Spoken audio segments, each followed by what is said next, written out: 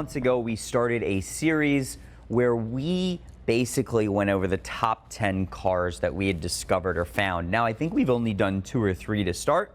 And I felt like this was a perfect time to feature a car that we just had the honor of purchasing. And it's still a little surreal that you know, we're able to purchase many of these cars. I mean, you know, we discussed the Murcielago RGT, the factory show car and prototype. We discussed the Van Halen car, the Eddie Van Halen Mura. We've discussed, you know, some really, really important pieces of history. And sitting behind me here is not just any F40. It's not just an early production F40 with some very unique features. It's the F40 that was delivered new to F1 superstar Nigel Mansell. This is an exciting bend in the dry. You put a lot of G-force around that one, and then again round another left-hand bend. This corner's rather slippy. Just give you an idea of speed. In the dry, you'd be going around the corners at twice the speed. Another little bit of wheel spin.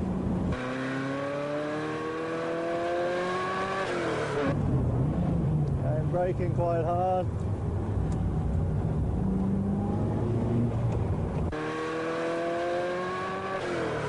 And now we'll be accelerating down the straight.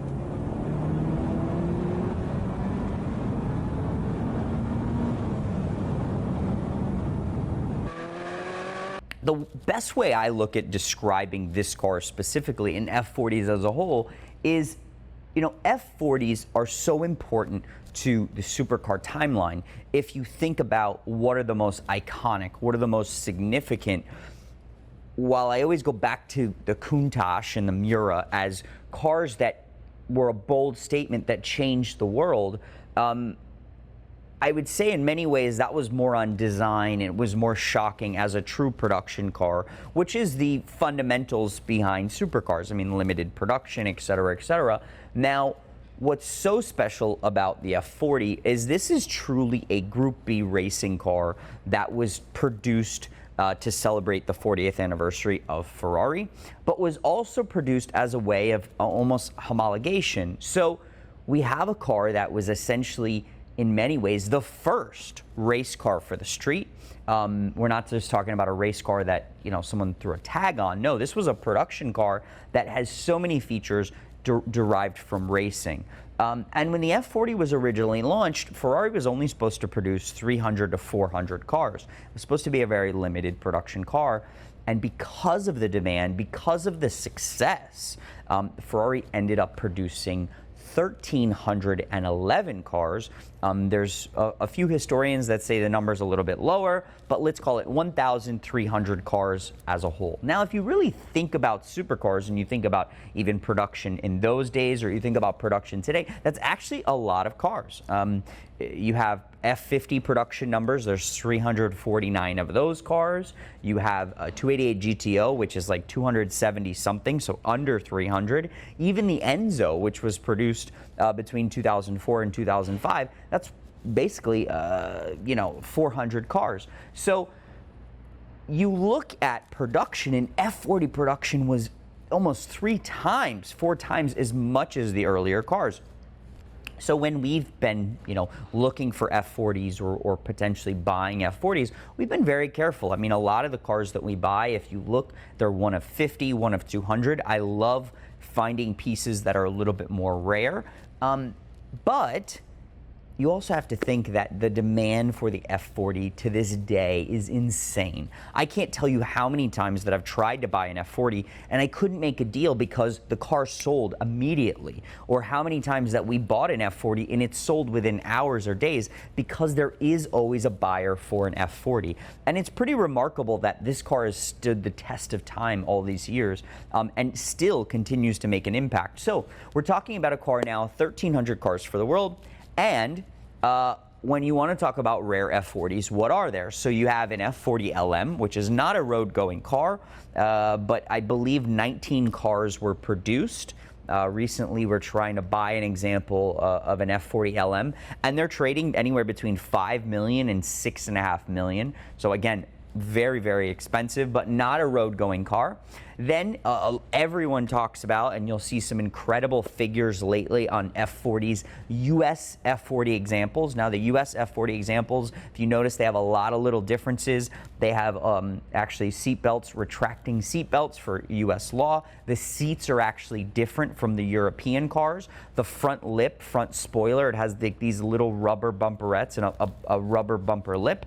And the rear bumper is different as well.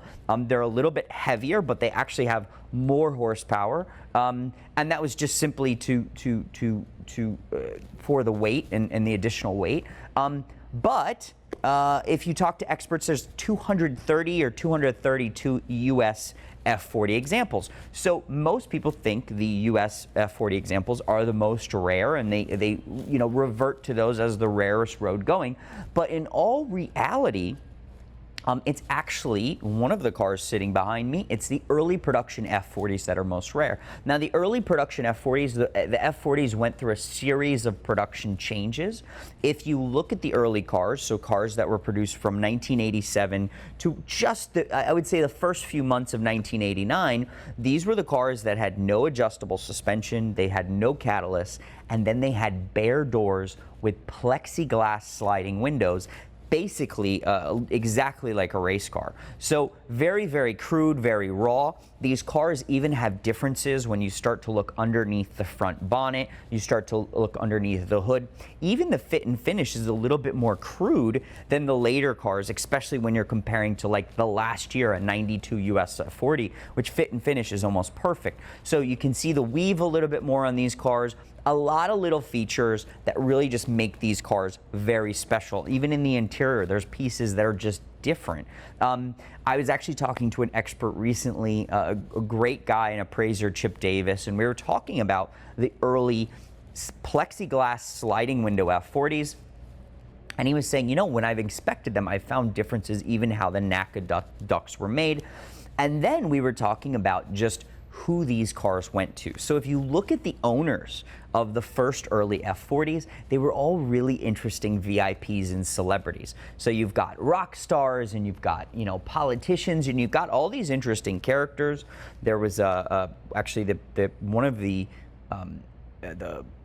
Princess of Monaco, her husband, Casaraghi, actually famously owned one of the early sliding window F40s as well. So a lot of interesting VIPs. I think David Gilmour owned one as well. So a lot of interesting VIPs owned these very first cars. And the early F40s, these plexi sliding window cars, were essentially the cars that Enzo signed off on. Now, the F40 was the last car that Enzo had signed off on before his death.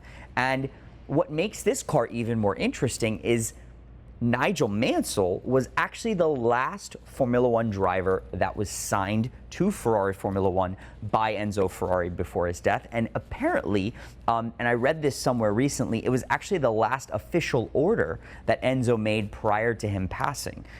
So again, very, very interesting.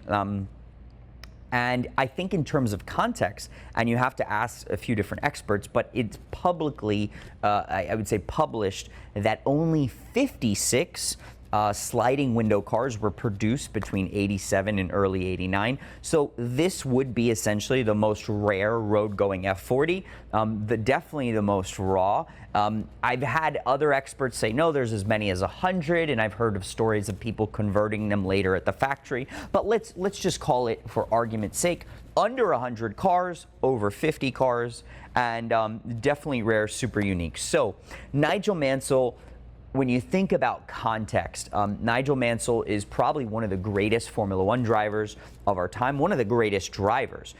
He's second to Lewis Hamilton as the most successful British driver of our time. And very important to realize, he actually was the 1992 world champion for Formula One, and then later, the next year, I believe it was the year after, he went straight to IndyCar and became the IndyCar champion as well. So very talented guy. And I would say the coolest part about this story is the car and him, and this whole story around Nigel Mansell getting the F40. So basically Ferrari, Enzo passes and Nigel starts his new career with Ferrari as a Formula One driver. Now, the first race was the Brazilian Grand Prix, and that was actually the first time that Ferrari had used in Formula One the semi-automatic transmission. So paddle shifting, as we'd see today, which was originally called F1 transmission in the first 355 cars, but that was truly a derivative from their Formula One team, which was the first Formula One cars with the semi-automatic gearbox. And this was the first race. Essentially, the Brazilian Grand Prix was the first race these cars were launched, and the first race for Nigel Mansell to race with Ferrari. Now, Nigel Mansell was so celebrated by the Italians, he was actually allowed to use the number 27, which was the number used by Gilles Villeneuve, who tragically passed away. And Gilles Villeneuve was loved by, you could say, Ferrari enthusiasts and F1 fans. So for him to be able to have this number as well, again, significant. And there was a lot of excitement. The Italians, I believe, called him Il Leone, so the lion. So a lot of excitement for Nigel Mansell. And guess what? Days before Brazilian Grand Prix, Nigel Mansell takes delivery of his F40, which I'm not sure if he drove it before the Grand Prix or probably by the time he got home, but takes delivery in March of 1989. I've read a few articles that it was, considered as a gift from Enzo when he signed for Formula One, but it was definitely delivered new to him. Even his signature and his name are still in the warranty booklet. And he went on to go win the Brazilian Grand Prix. It was his first race with Ferrari, first race for the new transmission, and he won, which was huge excitement for Ferrari and Ferrari fans. Now, Nigel Mansell was not that successful with Ferrari. I believe he had won a few more races with the next 2 seasons, and he eventually left Ferrari. Now, in that process, this car actually has even a little bit more of history. Nigel Mansell actually decided to sell the car at one point, and the story goes that he'd agreed to sell it to one gentleman, and I think it was actually for a massive profit. These cars, once Enzo passed, F40s and Ferraris as a whole, the market exploded, and people were, selling F40 examples for $1 million back then. And that's actually exactly what Nigel Mansell did. He had sold the car. I guess there was some sort of an agreement or a verbal agreement with someone for a lower price. I think it was like £600,000. And then he got an offer for more money to sell the car, and he sold it to that gentleman. The car actually ended up, and Nigel actually ended up in a legal battle. And we've got the newspaper articles somewhere and the magazine articles about it, but definitely a crazy story and definitely part of its history. I had the opportunity, as you guys saw, to take it out and drive it around. And I've driven many F40s over the years, but it's always such a surreal experience. It's always something that makes you appreciate the car for what it is and how special they are. An F40, I would say there's nothing else like it in the world. Its impact when you see it, when you turn the key and first press that start button, the sound that it makes is just so spectacular. We had the opportunity to buy this car from a collector and Ferrari dealer that was out of Europe, and it was really truly felt. I had actually chased it through a mutual friend of ours for a very long time. It was about a year that we went back and forth, and for me, it was something that I wanted to tell the story, and I wanted to really fully document the car, and we'll eventually show it, and we'll hopefully share it at Cavallino or one of the major Ferrari events. But I look at F40s and I look at a car that 1300 produced, and I always try to identify interesting pieces. And to me, it's an honor to have it here today. It's an honor to have the opportunity to have driven it the other day and use it and enjoy it a little bit and share it with you guys. And hopefully we can continue to tell its story. We're going to clean up a few details. We're going to do some minor service work. It is getting its Classique finish, which is its certification, and we are going to continue to enjoy it while it's here for the time being. It's definitely something I'd love to keep. As you guys know, I'm not a rich guy, so it's way out of my budget. But this Nigel Mansell F40 has to be one of the most interesting finds and discoveries we've ever had. And in my eyes, probably one of the best F40s on the planet today.